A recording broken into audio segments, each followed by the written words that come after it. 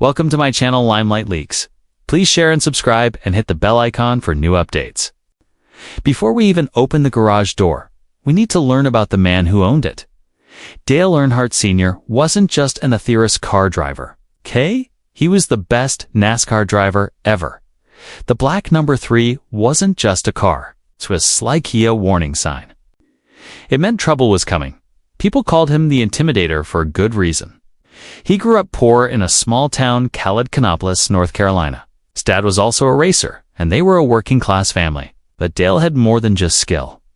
He was tough, brave, and he really wanted to win. During his 27 years of racing, he won 76 big races, 7 championships, and became famous for being in tow and never giving up. He was the last off the old-school racers, mean, fearless, and he didn't care what people thought. Every time he raced it felt like a fight. Every time he passed someone, it was personal. He'd bump into you, he'd block you, and he'd do it with that sneaky smile back. He knew that while other drivers raced with just their hands, he raced with his whole heart.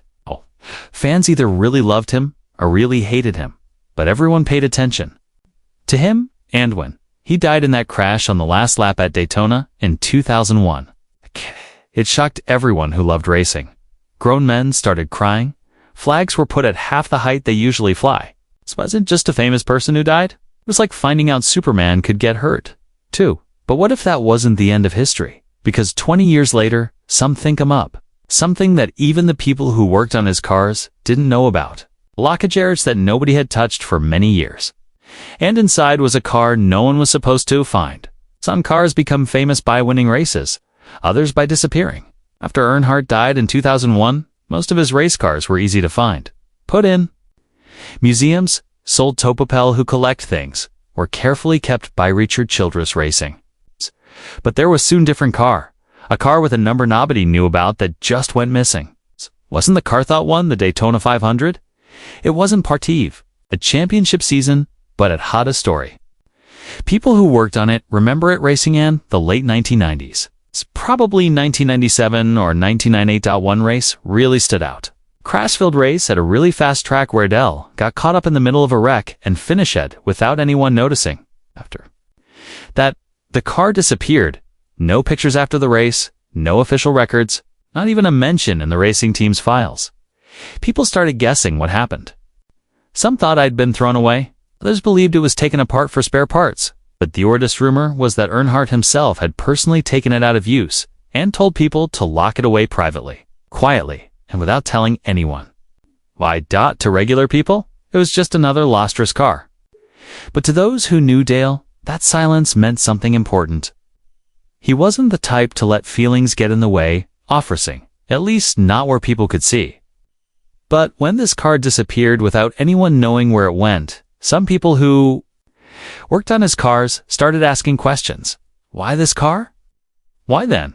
And why did Dale, who was so careful and organized, make sure this one was never seen again? They wouldn't get an answer. Not for 2 decades, not far from Mooresville, North Carolina. Where most NASCAR teams are located, there's a quiet area with farms. It used to be owned by the Earnhardt family, but now it's mostly wild plants and weeds. A concrete block garage with no windows, no electricity. Heavy steel doors, no signs, just a lock so old it had turned brown with rust. A team that fixes up old cars bought land in 2023, not knowing what was on the far end. They were interested in using the old barns to store car parts, but when they saw the garage, they stopped. It wasn't just old. It looked like someone wanted it to be forgotten. Being curious turned into being obsessed. They called someone who opens locks, cut through thick vines, and finally, after working 4 hours in the hot Carolina weather, they got a Durapin. What they found? Dust, quiet, the smell of old motor oil and tires, anthena, big cover, heavy, right in the middle. It didn't look like a pile of junk. It looked like something someone had taken care of. It turned on their phone lights, turned on flashlights, and slowly pulled back the cover. What was underneath? A black race car. Perfect, untouched, and on the side, you could barely see the outline of a number everyone knew. The cover came off slowly. The corners stiff from sitting there so long. Light shined off faded sponsor stickers and old chrome that had lost its shine. under 2 decades of dust sat something from the past. A Chevrolet Monte Carlo from the late 1990s, complete with old Goodyear tires and up-top safety cage. But this wasn't just any car. It was his car. The number 3 wasn't painted on, but you could see where it used to be, faint under all the dirt, had been carefully rubbed off, almost like someone was being respectful, but you could still see it. The black paint where Eth stickers were placed, even the seats still shaped like Dale custom-made padding. This car had not been moved in over 20 years. No one had punned the doors. The tires, though cracked, still had air in them. The front window was dusty, but not broken. Inside, sitting on the passenger floor, was a folded piece of paper, a note written by hand. They opened it carefully. 9 scary words. Never fix this.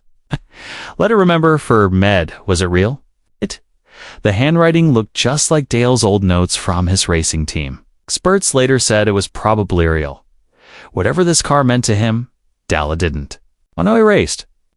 He wanted it kept exactly the same, frozen in time. It's not for regular people to see, not to make money, but for a reason only he knew. And now that reason had been dug up, as smart people and history experts came to see it. The whispers stirred. In 2 official reports, this wasn't a fake. This wasn't some thing a fan built. It was real down to the racing team special code number faintly stamped near the engine area. Used in real races, not fixed up, not even washed. It's on the sides, the cracked leftover pieces of racing stickers from 1997. The safety cage showed signs off being made stronger partway through the season. Probably after a crash. The computer box that recorded data Was Dale hooked up. The serial number was dated just months before the famous Talladega crash. The drivers. Seat wars, molded, hard, and definitely Earnhardt's. Black padding worn down by years of sweat and excitement. The safety straps were still buckled.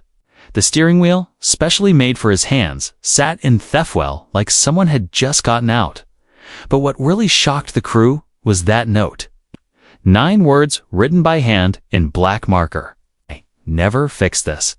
Let it remember for me. D, it wasn't just a signature. It wasn't mean for show. It was personal, private, emotional. He could have thrown away the car. He could have had it crushed.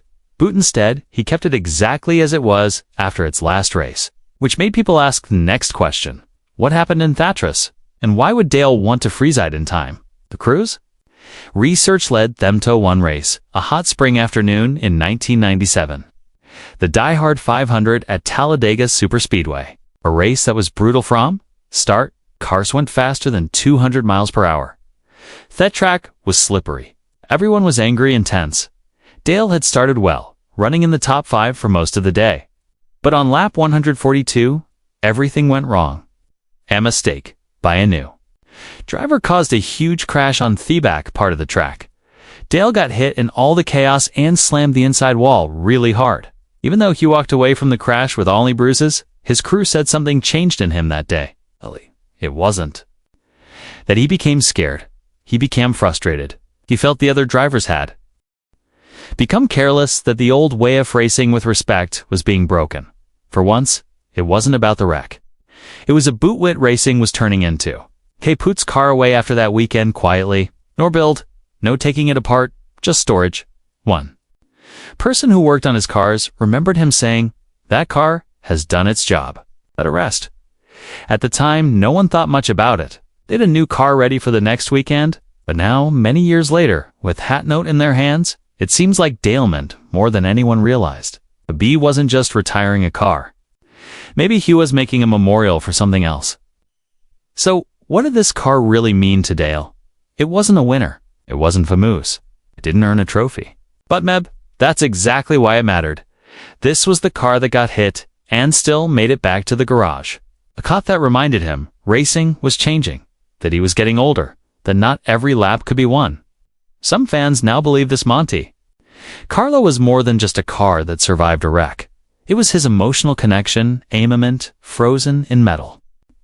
History experts call it the Earnhardt Echo, a moment in time where the sport changed direction, where Dale began showing signs of changing.